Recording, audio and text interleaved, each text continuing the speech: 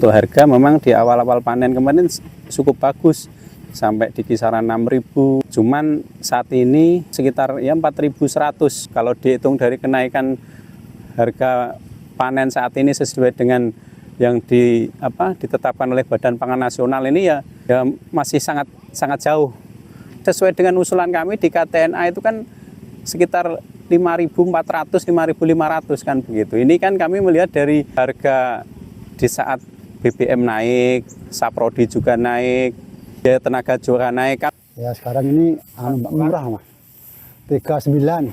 Dulu itu waktu masih jarang itu 6.000.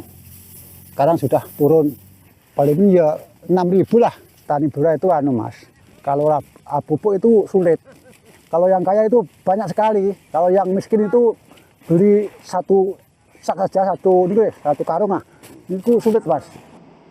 Silakan. Tadi sudah bisa direspon apa yang disampaikan. Karena memang orang juga khawatir ketika katanya ada panennya, tapi ternyata di lapangan minggu lalu disampaikan nggak ada. Silakan Pak Arief. Iya, sangat memahami apa yang disampaikan sedulur-sedulur petani ya, karena saya juga bagian dari yang ingin tanda kutip mensejahterakan petani juga gitu ya. Kita nggak mau dong petani kita sedih karena apa? Petani ini produksi itu berbanding lurus ya sama kesejahteraan petani. Jadi kesejahteraan petani itu berbanding lurus sama produktivitas kita. Sehingga perlu memang kita adjust. Tadi saya sampaikan bahwa ini dalam 1 hari 2 hari ini ya semua kita bahas bersama-sama. Berarti 4.500 itu belum diketok? Memang belum ada HPP pemerintah belum ada. Oh. Kan saya jelaskan berkali-kali. Jadi makanya kalau menyuarakan itu jangan dari media gitu ya. Maksudnya jangan. Jadi dampaknya sangat. Oh. Sekarang pertanyaan saya. Pak Kemik mungkin Pak. Pertanyaan saya. Itu baru surat edaran kesepakatan bukan HPP. Tapi dampaknya psikologisnya sangat. Coba sekarang saya tanya Bapak. Kalau kemarin saya diamkan aja. Ya, kemudian ada Permendak 24. Harganya 4.200, nggak ada masalah hari ini kan?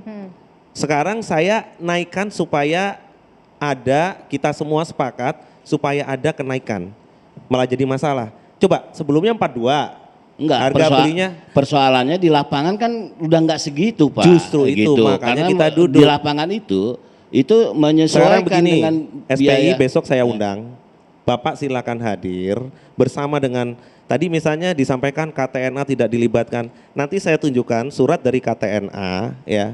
Bulan Oktober setelah kenaikan BBM mereka mengajukan harga berapa. Jadi maksud saya kalau bicara di media ya, itu tolong dilihat faktanya. Nanti saya tunjukkan semuanya. Kemudian sekarang Bapak tadi maaf sebut salah satu perusahaan besar. Padahal perusahaan besar itu yang membuat Bapak itu bahagia. Mereka beli dengan harga yang tinggi. Sekarang Bapak kritisi. Misal nih, yang membeli ya perusahaan itu harganya tinggi, sekarang Bapak kritisi. Nanti dia menguasai pasar, padahal itu yang didukung. Kenapa? Karena beli dengan harga yang tinggi. Nah, mau yang mana gitu kan? Kita makanya duduk sama-sama. Petani dibeli dengan harga 6.700, 6.300, seneng banget. Bener. Tapi habis itu yang punya gabah, misalnya yang perusahaan yang besar itu. Terus nanti yang penggiling padi kecil, Pak Andi Akmal, perlu diketahui mereka nggak nggiling kemarin. Yang 160.000 perusahaan penggiling padi kecil, itu yang sama teman saya Pak Sutarto Alimuso kemarin, itu nggak nggiling, nggak ada bahan. Nah, ini yang perlu keseimbangan. Kenapa ceiling price? Kenapa perlu floor price? Nah ini yang kita diskusikan. Dan ini saya laporkan kepada seluruh stakeholders perberasan. Mari kita duduk ya sama-sama. Kemudian tadi yang disampaikan sama Pak Agus, saya jelaskan bahwa Badan Pangan Nasional ya itu memang tupoksinya, perpresnya itu tidak ke situ.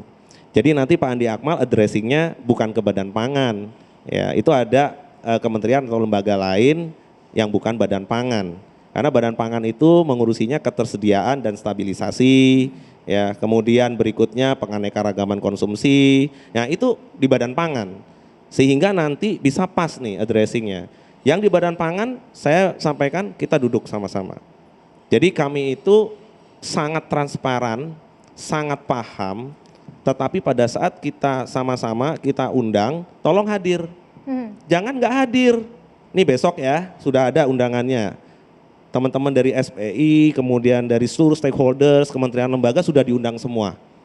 Kita duduk di situ, kita tentukan satu persatu biaya produksi itu apa saja. Kita bedah cost structure-nya. Ya, kalau nanti Pak Andi Akmal berkenan datang dari Komisi 4, welcome. Ya, tapi kita duduknya ilmiah.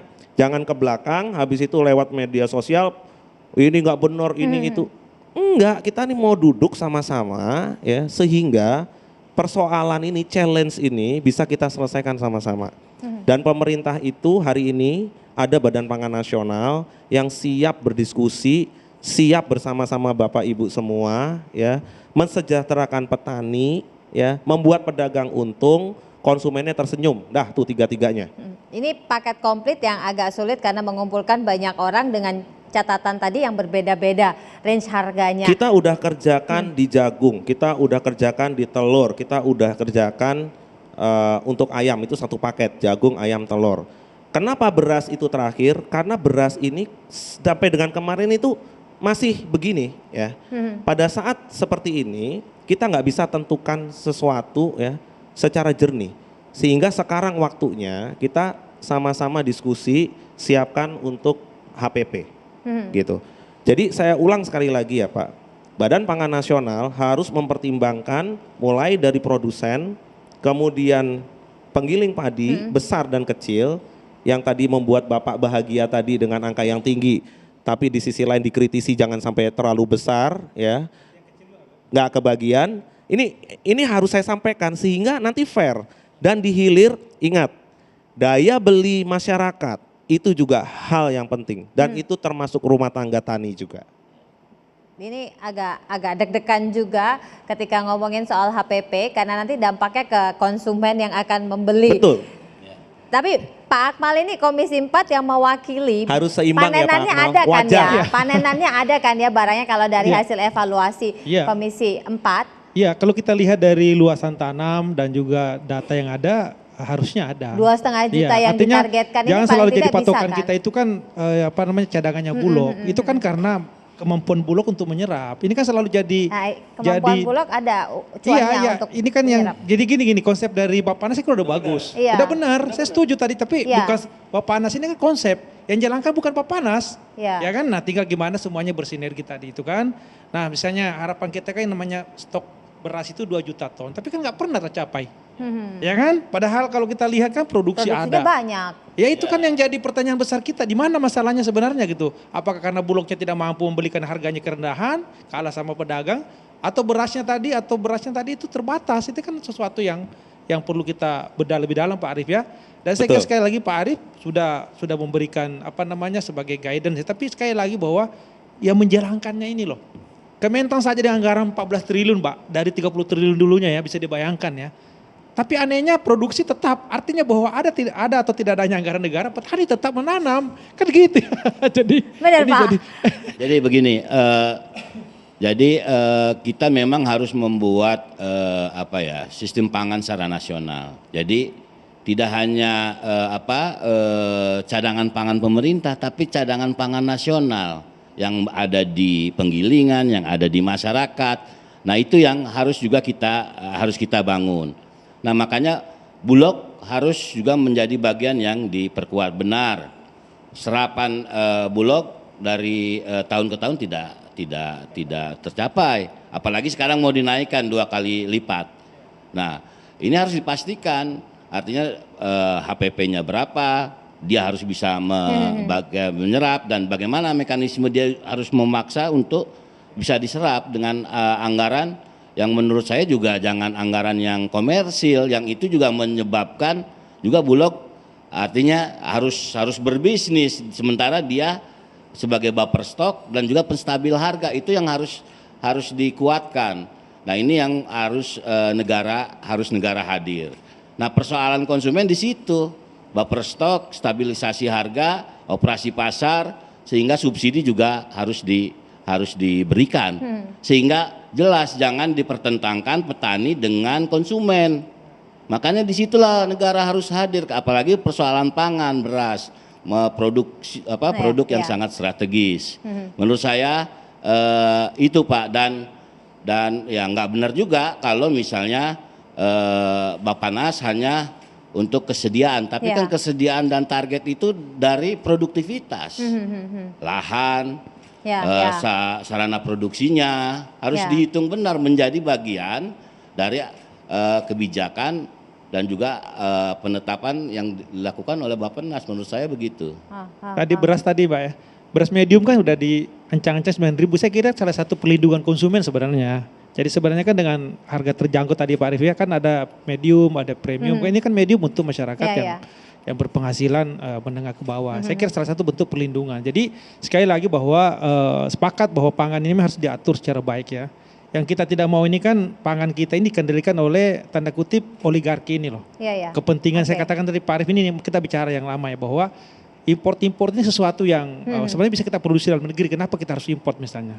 Ya memang bukan di Pak Arif, tapi kan kita dorong anggarannya mungkin ke Mentan ini kenapa dipangkas? Menteri Keuangan kita sampaikan di Banggar kemarin dari 30 triliun kenapa hanya tinggal 14 triliun? Bisa dibayangkan Pak berapa program-program yang berkaitan dengan produktivitas pertanian tidak bisa dijalankan. Mungkin dialihkan ke BUMN untuk subsidi pupuk kayaknya, supaya petani pun juga bisa tenang gitu ya. Kita lanjutkan sesaat lagi. Jadi solusinya bagaimana supaya paling tidak carut marut dan deg-degannya petani ini tidak terus berlanjut setiap tahun. Karena ini setiap tahun biasanya begini, apalagi jelang panen raya deg-degan, apalagi tahun ini didaungkan gitu ya akan impor. Nah ini yang kemudian membuat banyak petani akhirnya resah dan gelisah saat ini. Kita lanjutkan sesaat lagi, jangan kemana-mana, tetap bersama kami.